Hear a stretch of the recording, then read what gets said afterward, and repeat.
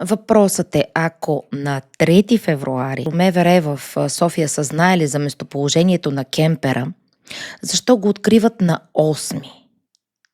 Какво са правили 5 дни? Дали тези записи не са ги имали много по-рано? Не е влачено това тяло от разследващите, следователно е имало трети лица. А защо аутопсия се прави под въоръжен контрол?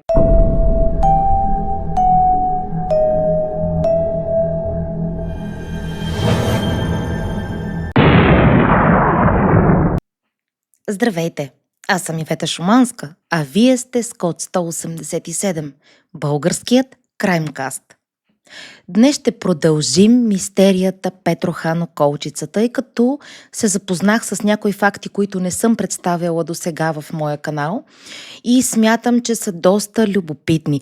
Първото нещо, което е изключително важно, е, че още на 3 февруари, 2 дни след случката в хижа Петрохан, от Мерцедес са изпратили официално становище на МВР София за местоположението на кемпера, свалено от GPS-а. Като това местоположение е приблизително заради по-слабото покритие там, но са казали, че е около град Сгориград. Въпросът е, ако на 3 февруари полицията или по-скоро МВР в София са знаели за местоположението на кемпера, защо го откриват на 8? Какво са правили 5 дни? Дали тази информация е била споделена с Враца и врачанските разследващи, които между другото се твърди, че са много добри и че нямат неразкрито убийство до момента? Ако са го споделили с Враца, защо тази информация не излезе нито веднъж в брифингите, които дадоха МВР? От разследващия екип в София изпращат един новобранец колега да отиде до Мерцедес с молбата да се опитат да открият къде е кемпера. От Мерцедес установяват, че по GPS-а, че той е в планината над село Сгориград. Това е близо до Враца. За съжаление не могат да дадат по-конкретни насоки на разследващите.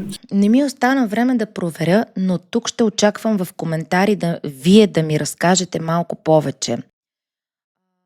Чувам, че има някакво Гард 360 приложение или да го нарека, програма ли, в мерцедесите, които са произведени след 2023 година, които могат които подслушват и не могат да бъдат заглушени всичко, което се случва в превозното средство, както и на 1 метър около него.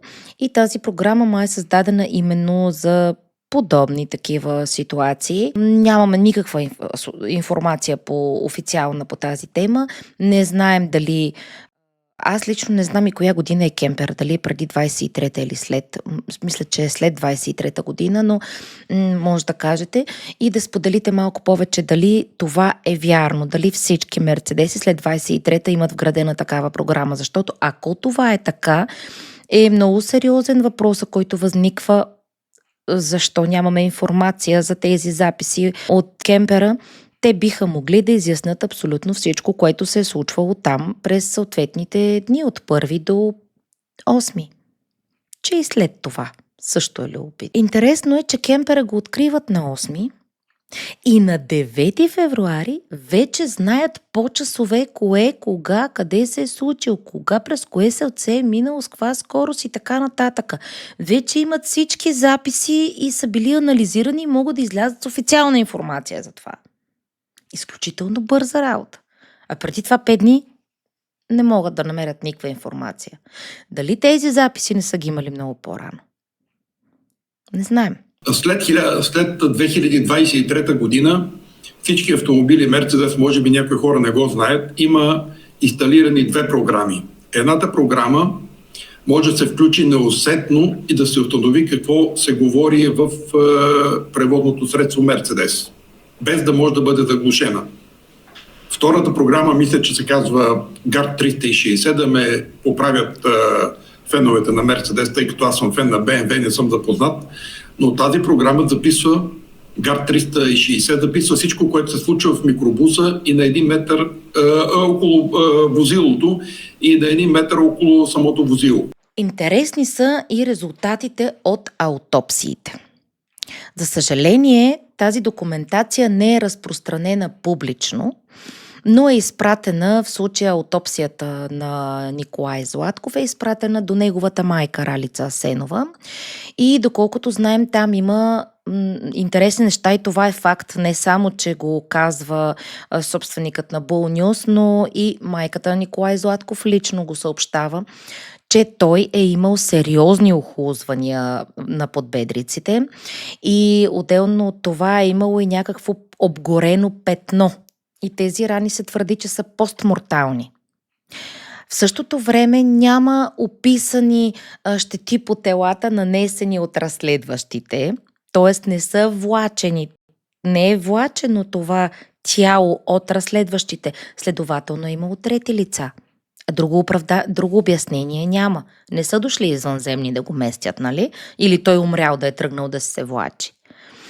Тъй, че тук също има нещо, което се прикрива и за което няма никаква яснота. От аутопсията на Александър Макулев също има много неща, които не са ясни. Например, става ясно, че той е бил застрелян в слепоочието, а не отзад, в лявото слепоочие и е бил бит насинен. И с оттоци по тялото, по окото и така нататък. Още тогава, че най-малко Александър е бит и е с оток, това се потвърди. Казаха, видяли са трупа, че има огромен оток, не помня лявото или дясното око. Това също потвърждава, че трети лица е имало. Калушев пък е сложил край на живота си с този револвер 44 калибър, но се е налапал дулото и се е застрелял отляво надясно, което означава, а той е десничар.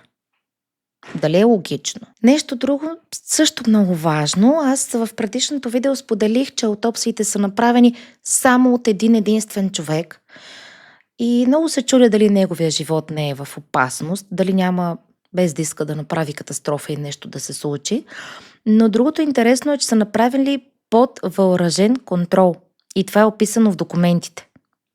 Едно от нещата, които и вас ви впечатли, и даже ми зададахте, си спомням въпрос, наистина ли е имало въоръжени хора, докато се е правила аутопсията?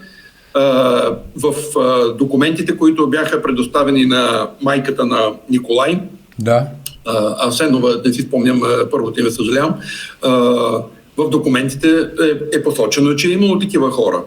А защо аутопсия се прави под въоръжен контрол вътре в патоанатомията? Тялото няма да избяга, нали?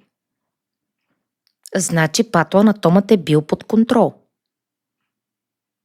Да внимава какво ще открие и какво ще напише, т.е. какво не е написал.